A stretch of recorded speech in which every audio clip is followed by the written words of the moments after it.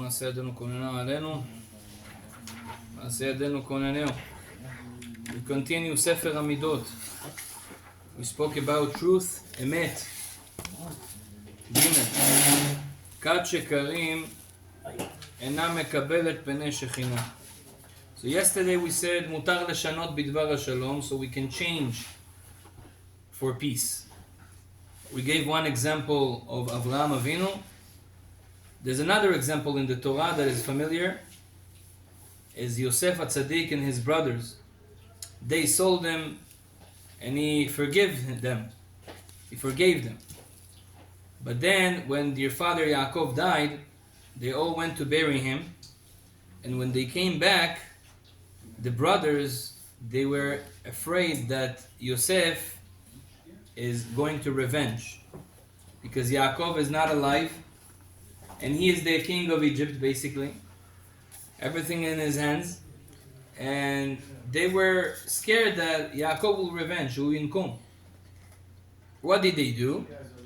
They came to Yosef and said, Avicha, Tziva, your father told us, commanded us. He commanded us that you should, forgive us completely. And to not hold grudge.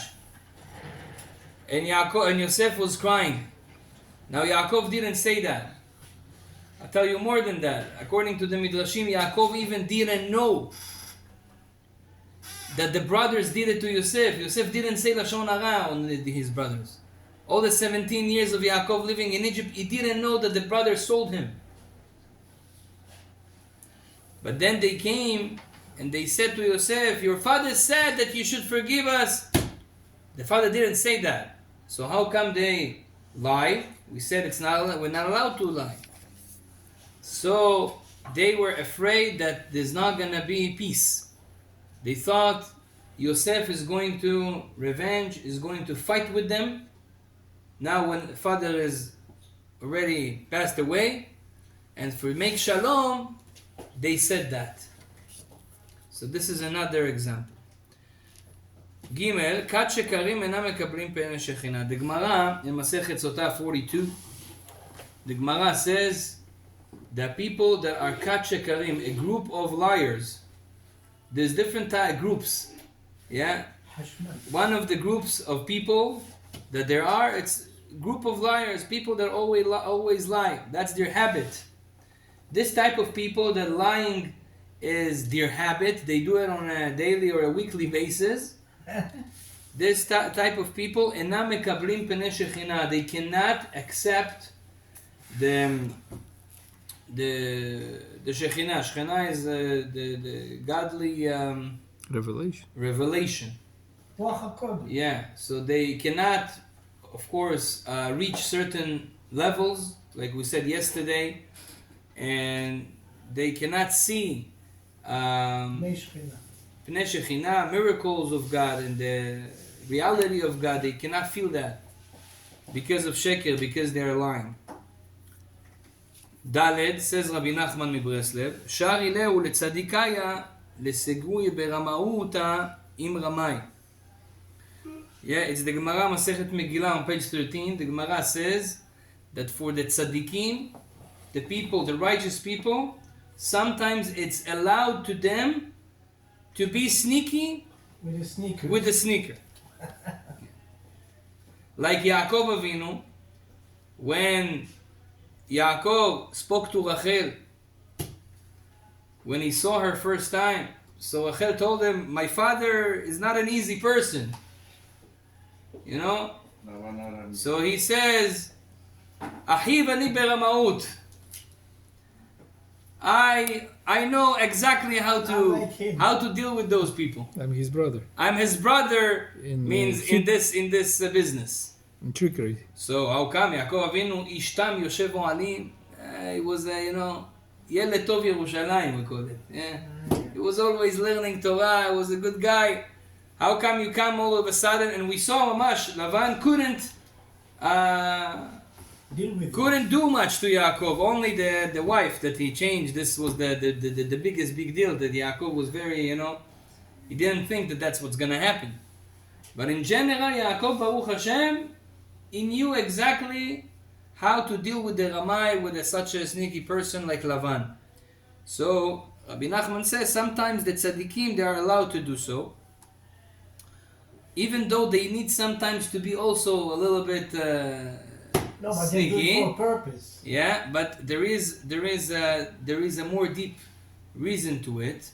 Is because every person that is a rasha, is a bad person, the nachash kadmoni, the yetzer hara, the evil inclination, is basically connected to him, talks through him, and act through him.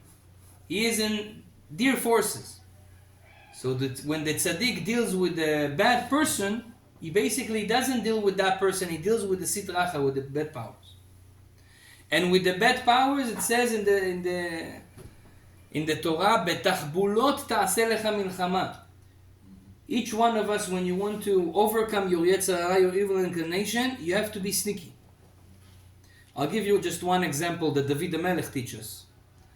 David HaMelech, always when he was coming out of the house, he was saying, "I'm going to work. I'm going to, to army, to do some work." At the end of the day, he would not go to work. He would go to learn. But he would say, "I'm going to work." Why?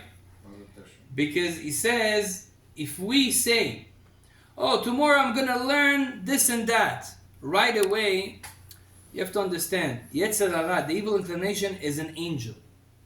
Angels know what you say, they don't know what you think.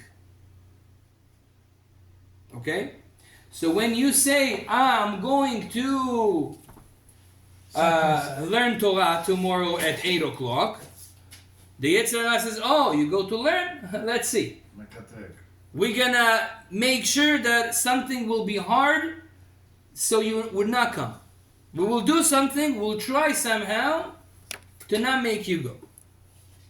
But if a person says, "I'm going to work," okay, Yetzer hara likes when you work, you waste your time. So, but at the end of the day, what you gonna do? You're gonna do something, you're gonna come to Bet HaKnesset to learn. He says this is one of the tricky ways to overcome the evil inclination, the Yetzer hara. Yeah, so a lot of times we say, "Oh, I'm gonna go to the mikveh, I'm gonna go to help this and that." Not always it's a good idea, unless there is a reason to say that out loud. Good things, keep it quiet. We have it also in Mishnah, Masechet Avot. They say that you have to do more, speak less. That's that secret. That the less you speak, less mekatregim and evil inclination can affect your actions after that. So this is one of the examples of being tricky with the Yetzer hara. So this is what the Chachamim also do. Baruch Adonai Le'olam. Amen ve'amen.